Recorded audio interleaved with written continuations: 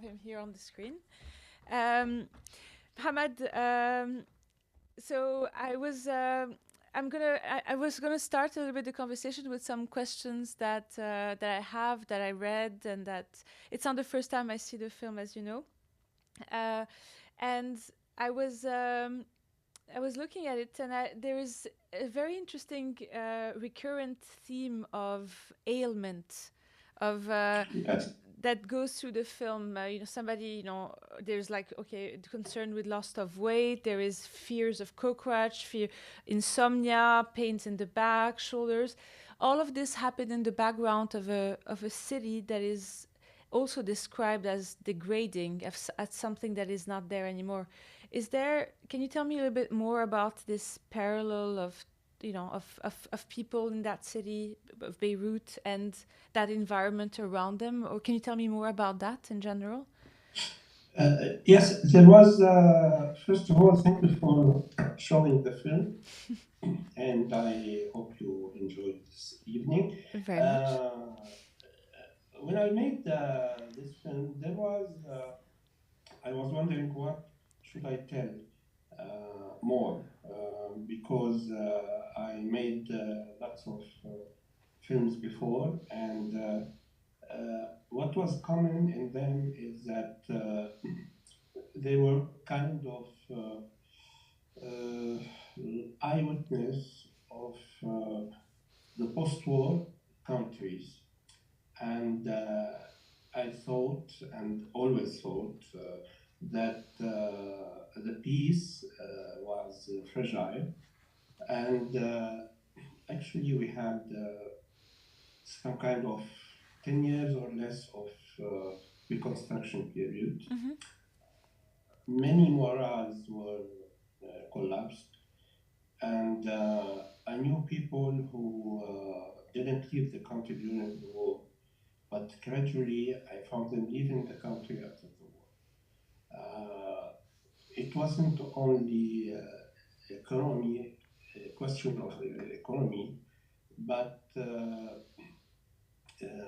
Lebanon remained a kind of hotspot, torn between geopolitical international politics and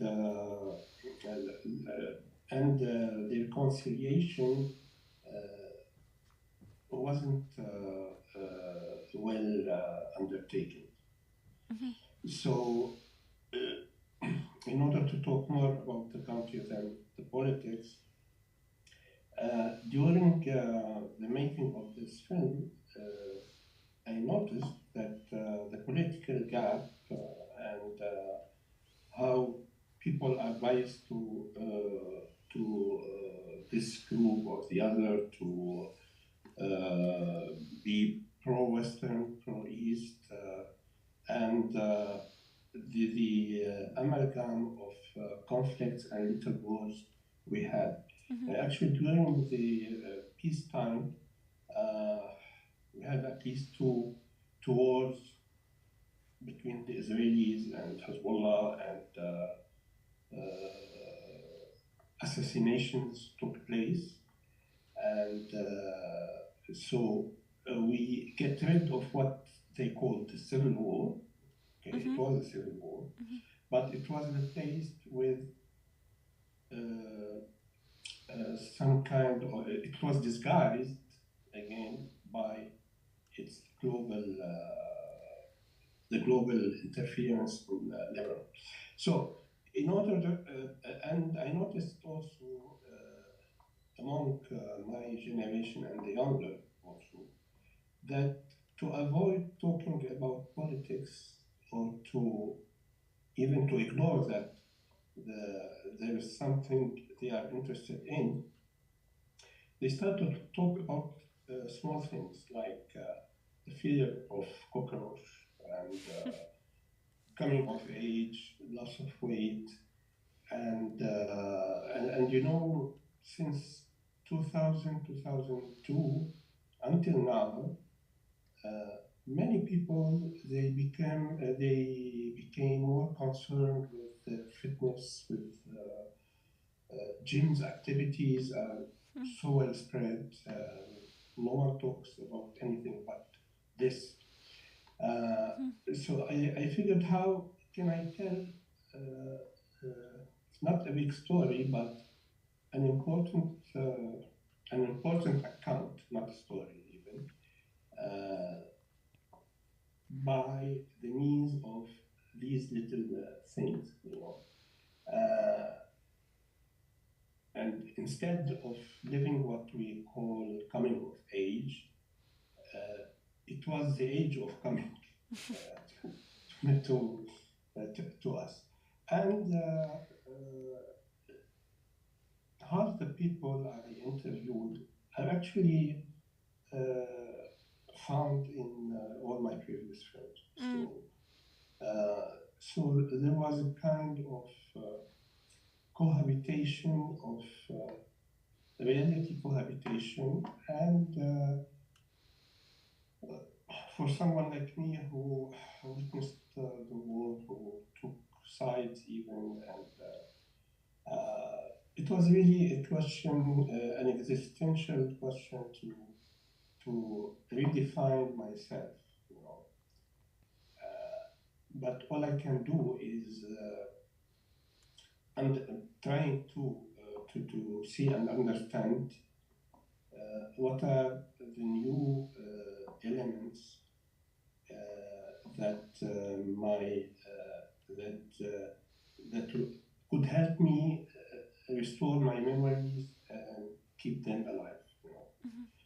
So this is film in general, Yeah. But actually, I could have turned the film into a political survey and even provoke people to talk about the headlines that because Lebanon is thrown in headlines. Not and this is terrible because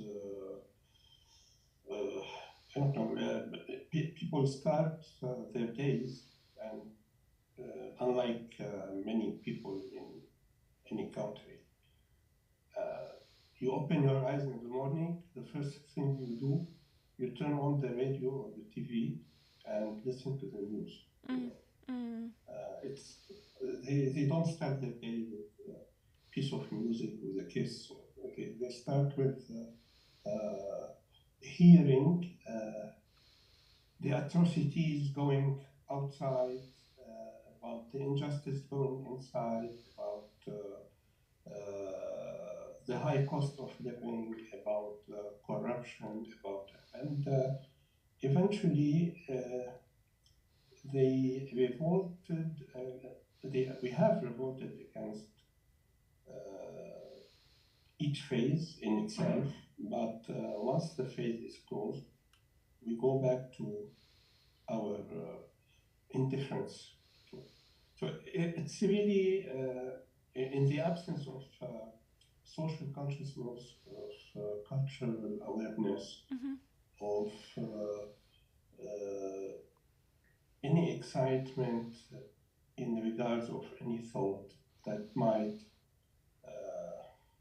push you to think differently is absent. So this is it's a kind also of there are some cults that and religions, when someone dies, before they confirm his or her death by hitting the body to see if there's a reaction. Yeah, or biting. So, yeah. So I know the body is not responding, but I keep hitting this body, and thanks there's no answer, because I will not in this case do more films. So that's it, and of course there's my part, myself in the film, and that I'd like to always, if you saw my previous film, you feel yourself in the comfort zone of these films, as if I'm remaking the same film, But actually, I don't believe of course, there are exceptions, but all the movies we see today, even series, they are remaking themselves in some way. To be original is to know how to retell the story in a different story. I hate to use the word story because I think what we need and what we lack is the poet spirit. Yeah. Well, I've been talking about story or how a film is done. Definitely seeing your other films and seeing the same people that are back, and I also mentioned in the introduction that this is a film that took maybe about 15 years, I believe, to 18 years. 18 to be collected. And so there is this imbrication of reality and cinema in all your films, and particularly I find in this one. And so I have a few questions around that. How does sorry, first of all, you mentioned at some point to one of the characters in the films, I think it was Myrna, you say that how do you get yourself in a film where there is no script? Yes. And so my question is, how does the film start to dictate itself to you? How does it start speaking, or how does it manifest itself to you when clearly it doesn't, you don't go out to film a story, but something comes to you in that sense, right? Yes, in all my film work, and even in my writings, improvisation is my Bible, if you want. Sorry, what was the word? Improvisation. Yeah. You know, now the first documentary I made, and actually was my first film. It was the only film I wrote script to, and even I did some location quest and defined the hours of shooting according to the sun in the outside. So, but after that, I felt more at liberty with improvising, going not knowing what I want to do. Okay. Sometimes I might be driven by my passion for certain character, which was in cinema for art. Sometimes with an idea that I don't know how to elaborate or explore better. And I let myself improvise and push people also with me to improvise as well. And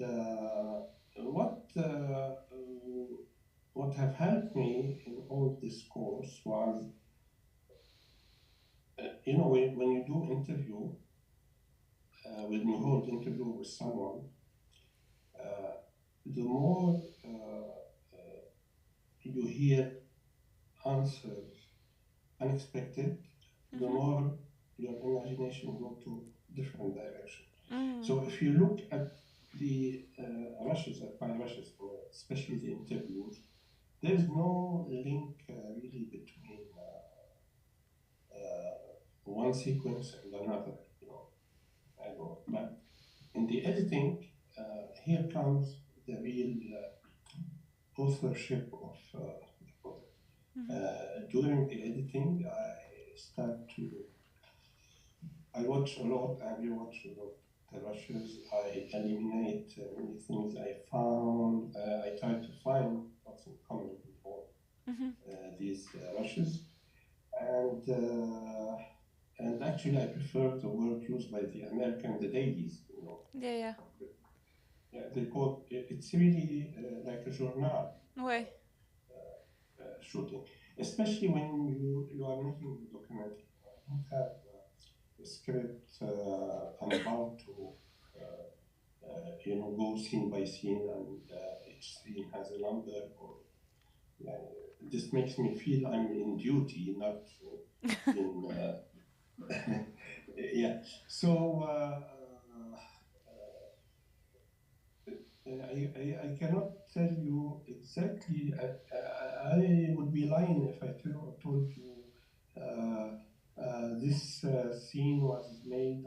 I let my intuition go, Mhm. and my emotionally how I react to the situation. I do accordingly. The only thing in mind I have is that I don't like artificial light. Whenever I try to design light for a set, I feel myself silly. It's like going to the game and as if I want to sell myself or sell my product, and it's very difficult for many people. But to me, this has saved my soul from how can I say it? Save my soul from going into to to bargain over a script or to pass it to a commissioning editor or to a producer, and they say like it's great, but let's do this and this, and let's think of the market of the public. So I'm really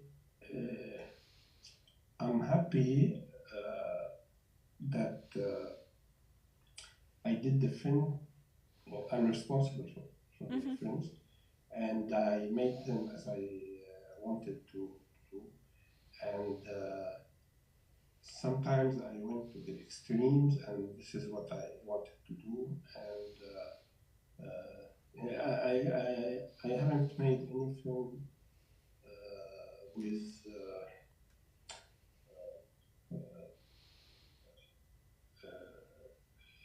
calculating its input and output. No, I just it's a door you enter, and it's better not to go back and close it. Okay. You just mentioned now something around the fact that that you made the film as you intended it to do, almost as if the film becomes a double of le double of the filmmaker. There's this relationship between the film and the filmmaker that is very strong, and I see that in many moments in the film. The idea of, for instance, Myrna being the image of another woman. So what I wanted to get to is that I don't know if it's a question or if it's more something I wanted to just discuss, but it's the film is there is a massive point or subject of love. Love is all over, love and loss, but mostly love. And when Fadi at some point talks about Camellia, there is this idea of love only possible as an image, as an icon. And I suddenly started thinking of icons are 2D images, right? Like in cinema, the same way cinema is a projection of image. The same way, I forgot the name of the man who's in love with Camilla, what's his name? Abdel Salam, yeah. Projects on Camilla and what his image of woman, of love.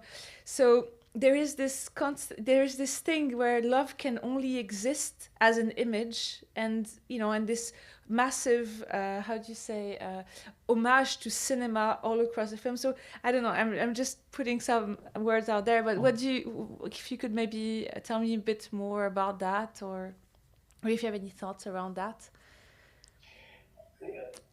It's always a question I follow, and I'm obsessed with love, and I'm obsessed with love, and and actually in everything I do, if I'm not passionate about it, I cannot. It frees the soul. The problem, talk about love because I think there is problem among people.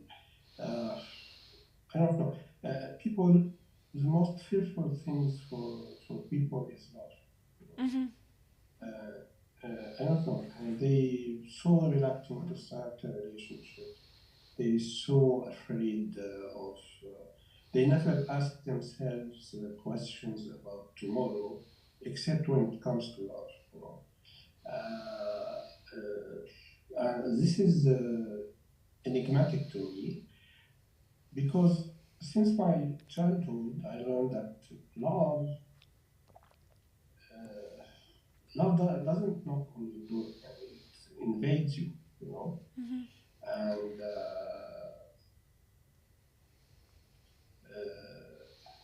and the way people become hurtful to each other Mm-hmm. if they broke up, and they turn into savagery. But it's all, you can discuss this, you can take it on many levels, but I wonder, I still don't have any answer to my worries about that particular thing, but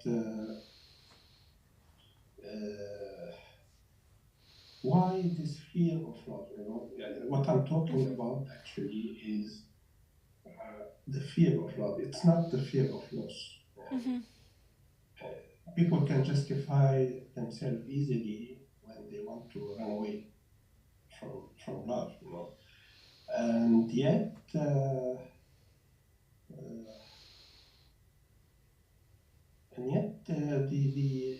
the other thing, the hatred, is also a form of manifestation of love, you know.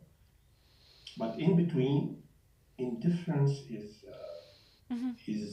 what I'm what made me think of to stop loving is to be indifferent, and this is a big problem, you know. Mm-hmm. There's also a recurrent theme of of death and fear of death, and at some point you say what is the span of our life, 67 years in this infinite in million years of the time of the cosmos, and then at some point you write on with the chalk on a board, conversation of dust. And I was thinking at that moment حوار الغبرة in Arabic غبار. Voilà. So I was thinking because حوار is conversation, but also for me I understood it also as a dialogue, and I was thinking if I could speak to dust, or if dust could speak, what would it say? What would it talk about? That's my question. In before I start shooting this film, I chose as a title "Conversation of Dust." You know, this was the initial program, so I paid homage to the initial because when I make a film, I hate to forget from where it's not the question of forgetfulness. Yeah. You know, I should put all what I thought of, and yes, the word. What is 60 years from? This phrase, I took it from. There was a classic film, Hollywood film. I think Ziegfeld Follies or something like that. It's about the person who invented the Ziegfeld show. And he died at his 60s, and eventually he felt, even if he lived 100 years, it's nothing. It's just you disappear like in the air or so. And death was my companion since, because I was born in a country where instead of watching Disney cartoons, I saw bodies killed and devastated. So living with death is also made me feel that when people reacted surprisingly that death occurred to them, actually death exists. He's among us. He's not a visitor. He's among us. Like me and you, I may not look at you, I may not touch you, but suddenly I came and grab your hand. It's like this. It's an invisible companion, you know. And if you look at, I studied chemistry at the beginning, and I was fond of astrophysics and things like that. And actually, we are particle in the whole universe. And I always have the fear that, okay, now we are making films, celebrating films, praising people for their good work. We say it's a timeless film, and etc. But I wonder, after 1,000 years, all these films were even if they digitized them in celestial clouds, and, eventually everything will be transformed, and there's a scientific theory that if you take, for instance, any type of living things, whether piece of meat or plant, and you leave it die, and with all the physical and the atmosphere effects and the gas eruptions, you will this piece of meat or plant will, after, I don't know, maybe 1 million years, will come back as it was. To this time. So, okay, but this experience can be done within certain conditions, like if you take a box isolated from chemical effects. Yeah, but it's really how small we are, how small we are. And to the extent, I'm not morbid, but we did all experiences. We go through violence, we go through love, we go through that. But yet, the big experience is death. Yeah. The big experience is death. I don't care what will happen after, because there's no after, because we came from nothing and we just disappear. We will become, I don't know. Dust. Maybe yeah. So this is, the film doesn't talk about these things, yes. But just let me,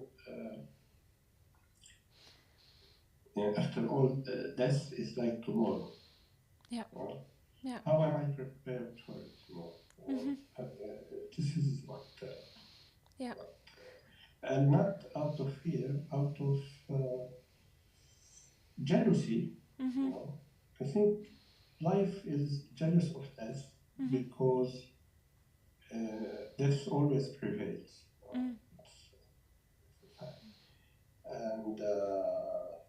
that's it.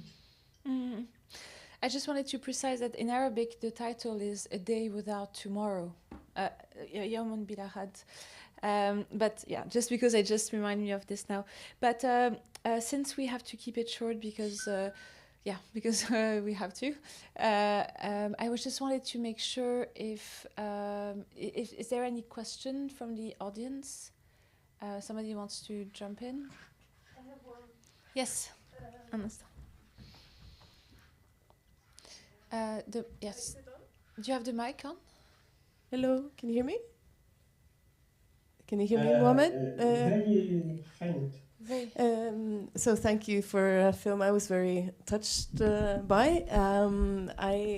There's so many nice quotes, or it's very quotable.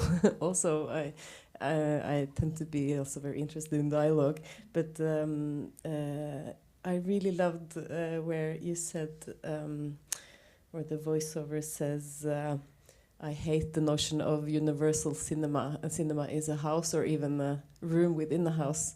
And I feel, I don't know, somehow I feel like this. You just touched upon it already, but that the film is kind of constructed. You're doing kind of the opposite of telling a story. You kind of tell through all these particularities, or all it's kind of consists of so many particular moments, or so many kind of small stories. I don't know. I really just wanted to hear you talk a little bit about this kind of. It's a poetics, right? Poetics of cinema. When you state that cinema is not universal, it's all about the particular somehow, or the small spaces or rooms or houses. Can you say something about that? Yes, thank you. I guess I understand the question well. I believe there's either misunderstanding of general term. We never stop to hear since we start to watch films, and they are praising films because they are universal. Yeah. Universality, I think, it's misinterpreted in the world of cinema, and I got angry really. I used to go to Cannes film festivals and to read also critics about renowned films. There's a kind of blasphemy here, because when you make film and the reaction is, oh, this film can be understood in Lebanon or in Norway, but not to the whole world. So how come cinema can be universal when you put limit to the understanding, to the knowledge of other cultures, and with the commercial cinemas, especially whether it is American or Egyptian or Indian, or they produce for you films. They talk about many issues related to their society. They don't care if you understand their history and their culture, you know. But when it comes to your films, no, how do you expect me to know in details what happened in the American Civil War and the French Revolution and Weimar Republic in Germany, and while films coming from Brazil, Arab world, they refuse to watch because they don't admit, they they don't know other people's culture. So it's a kind of imperialism also, imposing definition for what is universal. You know, okay, we have in common as humankind feelings, passions, but if you look in details and how there are thousands of films that are refused under the pretext that they don't speak to our market or our society's culture. So actually, there's a good film made by Satyajit Ray called La Maison et le Monde, the house and the world, you know. And I think you can make a great film on the world within 2 rooms, you know, and you see the world. It can be, it's plentiful so cinema is not, it's not, when they say universal, I think they mean touristic. I don't have an explanation. The more intimate you are, the more you have many things in common with other cultures and.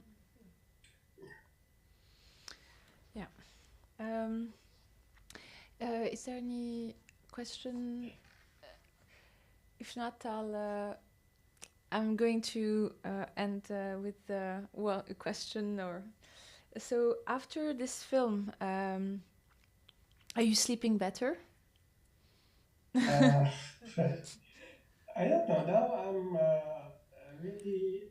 I don't like to say like, you know, some artists say I have a block. We all have blocks, but now after 18 years of making a film, which is still in making, I think we have a big bank of pictures. You know, I'm very careful now about what I will do next. I have some ideas that also I'm improvising now. I'm taking some pictures on my iPhone, and I don't know what I don't have this driving force now to make a new film because actually this film was a project in progress, and now the world is in progress, not so. But maybe one of the ideas I'm very fond of, how to make a film on life in progress, how to express it visually. I still don't know. Okay. Anyway, I'm looking forward to that. Thank you very much, Mohamed. Thank you, Mira, for this initiative and for inviting those people, and I hope you enjoyed your time. Yes, very much so. And on behalf of everyone, thank you very much. Thank you. And see you soon, I hope. See you soon. Yes, I hope so. Okay. Okay. Thank you.